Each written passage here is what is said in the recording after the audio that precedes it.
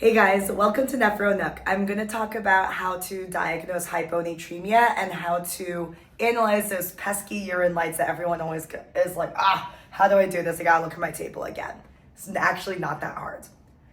First thing you look at when you're diagnosing hyponatremia is your serum osm.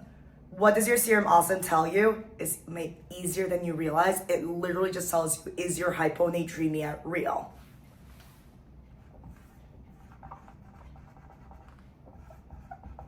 If your serum osm is low, your hyponatremia is real.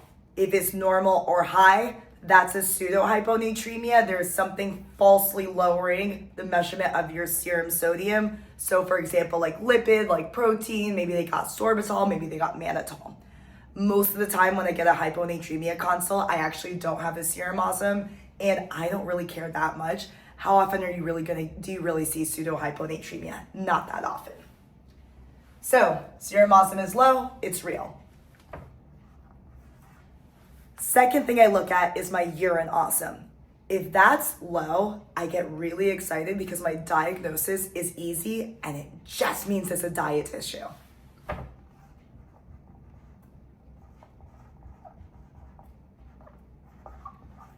You'll see different cutoffs for this. 100, I've seen 200, I've seen 300. 300 is usually the cutoff I go by.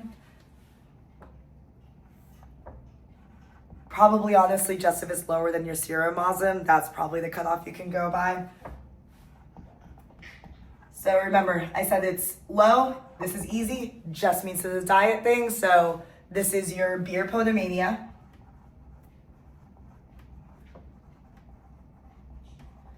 Low solute diet, these are all the same thing. Fancy terms for really just the person's not eating. Tea and toast. Or is polydipsia. They're just drinking too much water. Polydipsia. I'm putting a smiley face because I get really excited when my urine osm's low, or not mine personally. My urine osm's definitely never low. I definitely am eating a lot of food. So I get really excited because my diagnosis is easy. Then, okay, a lot of the time my urine osm's not going to be low. Gotta think a little bit more. Now let's look at your urine sodium. If this one's low, I also get really excited because that also makes my diagnosis really easy. It just means I am hypovolemic or intravascularly depleted overall. So smiley face again, this makes it easy. So intravascular depletion.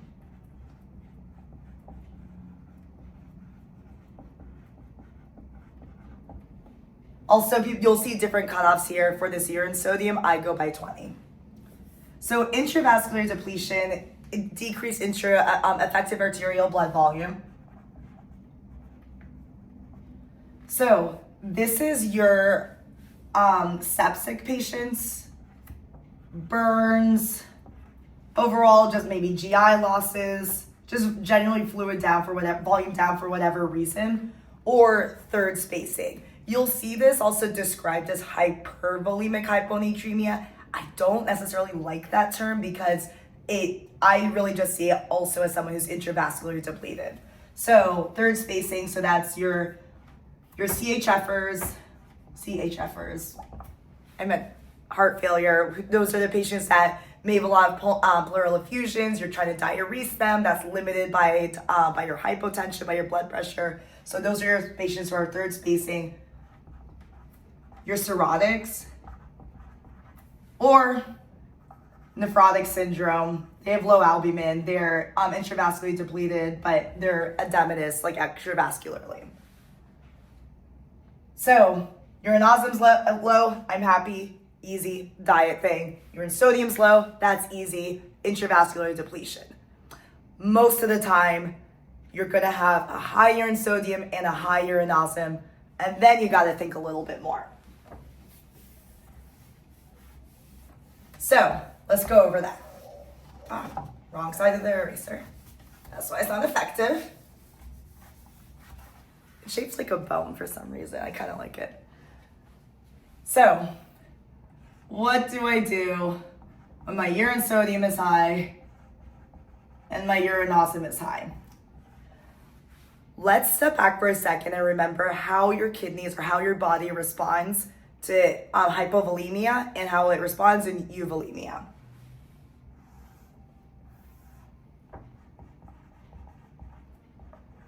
Hypovolemia, intravascular depletion.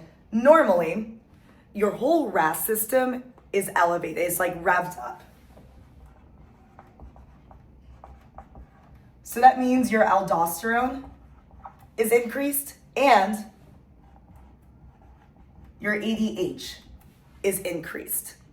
How does aldosterone work?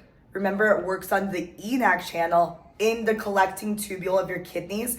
So aldo works on the ENaC channel. You reabsorb sodium, water follows. So you're reabsorbing sodium, water follows, and that's how you deal with intravascular depletion. So as you're reabsorbing sodium so that water can follow, your urine sodium will be low. By the way, I'm talking about in general. I'm not even talking right now about hyponatremia specifically. So aldo is high, urine sodium, you expect it to be low because water follows. Your ADH is also going to be high at intravascular depletion. That concentrates your urine. So your urine osm will be elevated. Whenever people tell me, I used to get so confused when people talked about concentrated urine, because I would be like, you just told me your urine sodium's low. You're saying you're concentrated? Remember that there's a lot of other things that concentrate your urine, and that play into your urine osm. So urea being one of the biggest ones, not your urine sodium. So that's why you can have a low urine sodium, but still have concentrated urine. So suppose your patient's euvolemic, no reason for your RAS to be increased. So no reason for your aldo to necessarily be increased. No reason for your ADH to be increased either. So your urine sodium, no reason to hold on to urine sodium, no reason to hold on to the sodium in the collecting ducts. Urine sodium, you expect it to be a little more elevated. No reason to concentrate your urine. No reason for your ADH to be up. So your urine osm is going to be low. Now, let's go back to talking about hyponatremia. How does it all come into play? So we said we're looking at a patient who has an elevated urine sodium, elevated urine osm. Suppose I look at my patient and they're hypovolemic, or they look clinically hypovolemic. The way you can cheat, by the way, is if you can't tell if they're hypovolemic or euvolemic, one thing you could do is send a uric acid. If your uric acid is elevated, so if it's above 8, that really points towards your hypovolemic. So I like to think of it as your uric acid is concentrated. If it is below 4, that means it's more like you're euvolemic. If it's between 4 and 8, then, and honestly, most of the time I use this trick, it is between 4 and 8. You can't really tell. Other thing you also do is fractional excretion of uric acid as well.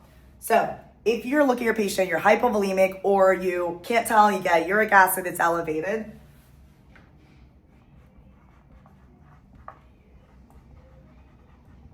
And you see that your urine sodium, you have these urine lights, your urine sodium is elevated, urine osm is elevated. So this makes sense, because look here, it makes sense. It would make sense that your ADH is elevated, your urine osm is elevated, but then this doesn't make sense. Your urine sodium is elevated. Didn't I just say that if you're hypovolemic, your aldo should be up, you shouldn't have sodium in the urine?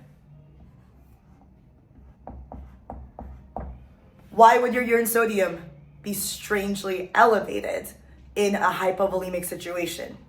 This is if your kidneys are not working or you're on a medication telling you to dump sodium. So this is renal failure with intravascular depletion. This is thiazide diuretics telling you to dump your urine sodium. Or this is if you don't even have that aldosterone to tell you to drop your urine sodium, to tell you to hold on to urine sodium. So you don't have the aldosterone, so that's mineralocorticoid deficiency.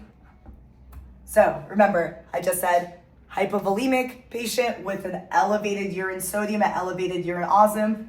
The urine osm made sense, but it's the urine sodium that didn't make sense. It's because your renal failure, your tubules aren't even working properly. You're on a thiazide diuretic telling you to dump your urine sodium. That's how diuretics work.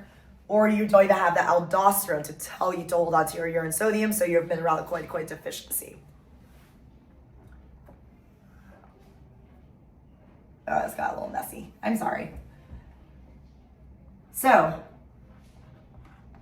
suppose you're looking at these urine lice, you're hyponatremic, in your hyponatremic patient, and your patient's actually euvolemic. So, and remember I just said, you look at your patient, your urine sodium is elevated. That makes sense. I just told you, if you're euvolemic, there's no reason to have extra aldo, so there's no reason to hold on to your urine sodium. So this makes sense. But then your urine osm, I just told you, you look at it and is actually elevated. That doesn't make sense, because I didn't just say if you're euvolemic, there's no reason to have more ADH, there's no reason for you to concentrate your urine. What causes that? Well, if you have ADH around for no reason, SIADH. That explains the weirdly elevated urine osm.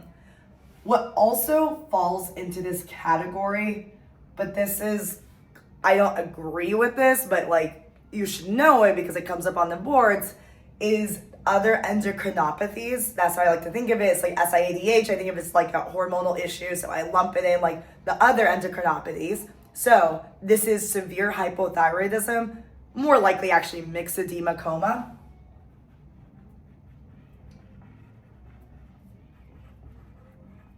These patients probably in reality are actually intravascularly depleted. So, and if you are diagnosing mixed edema coma because you got a hyponatremic patient and you saw these and then you're like, oh, maybe we should get a TSH, you have missed, you need to run back to your patient because they are dying if that's what prompts you to think mixed edema coma. But all that being said, that whole rant being over, just send it. That's why we tell you to send a TSH in your hyponatremic patients. Can you still see that? Okay, good. You can. Your other endocrinopathy that falls into this category is adrenal. I'm so bad at. I should get a bigger whiteboard. Whatever. Adrenal insufficiency. So this is why they tell you to get a cortisol. I don't know who this they is I'm talking about. The reason I don't agree with this either in reality is that these patients are actually also probably are intravascularly depleted too. So it doesn't totally make sense it falls under this category. So, but you should know that this is where it falls under for your boards. So that's all you need to know for hyponatremia. Let's do an example.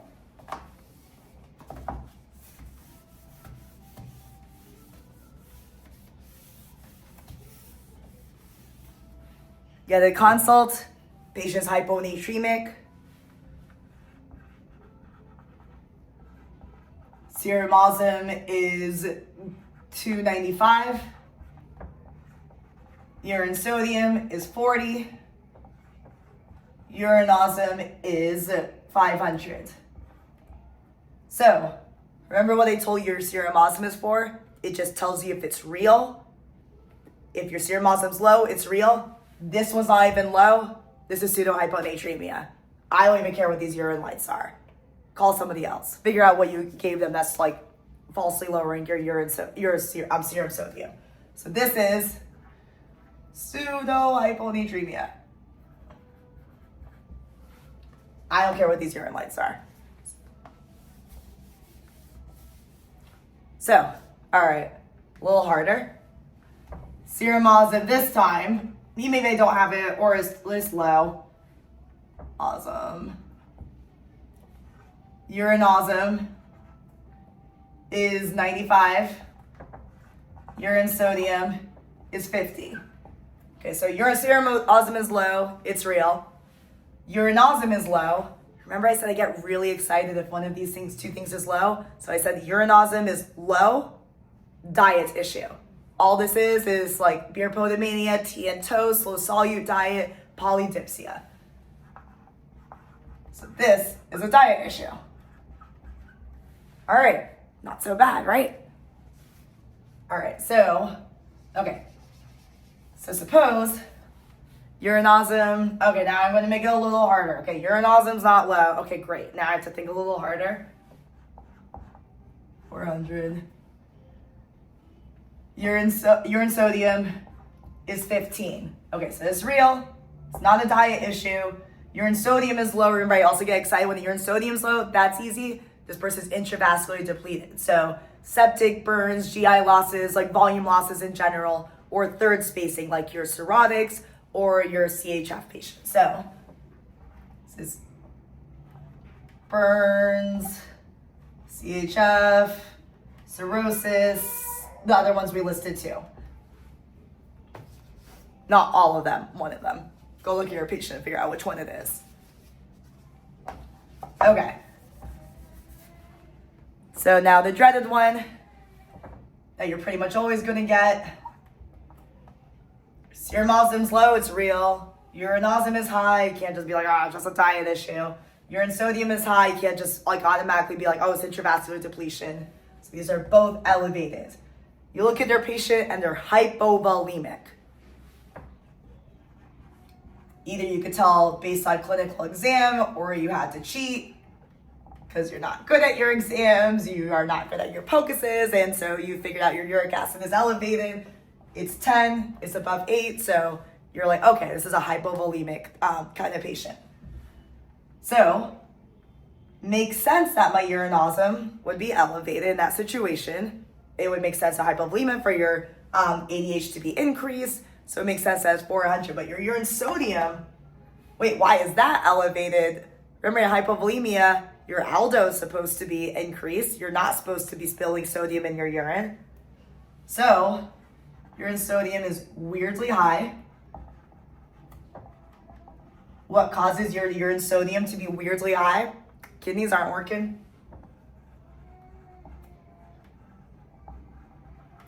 Thiazide. Caveat is that actually these patients a lot of the time are actually end up being euvolemic, but it depends how much thiazide they're on. So renal failure, thiazide, or they don't even have aldosterone around to tell your kidneys to hold on to the sodium. So mineralocorticoid deficiency. So one of these. Look at your patient. Figure out which one it is. Or get a good history. Actually see if they really are on chlorothalidone at home. All right, so you get these same studies. Look at your patient. They're euvolemic. Uric acid's low.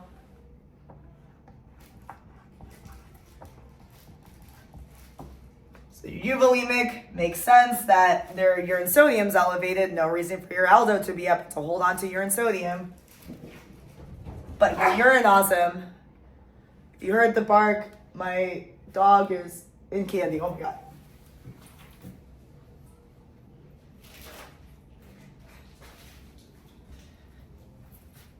She's okay. All right. So you're euvolemic, urine sodium's elevated. That made sense. Urine osm is elevated. Why is your urine osm elevated? Why are you concentrating your urine? So this is SIADH. You're weirdly concentrating your urine. This is maybe your severe hypothyroidism, mixed edema coma, with all the caveats I said. Send a TSH.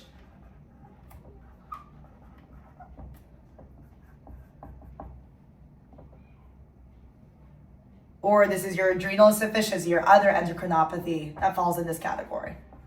So you send your cortisol. All right, that's hyponatremia. Hope that helps. I've never seen this in the textbook. So yes, this is the nephro-nuc way of thinking about it. All right, thanks guys.